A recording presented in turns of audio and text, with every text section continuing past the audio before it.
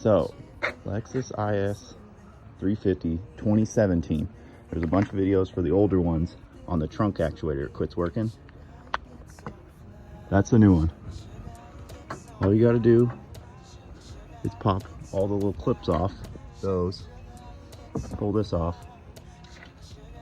This, once you get this part off, you buy this on Amazon for 20 bucks. The cords look a little different. It says it's not for the 17, but if you pop this part, this is what goes bad. It sits right here. You take it out, you put in the one from the $20 one, hook it up, let's go.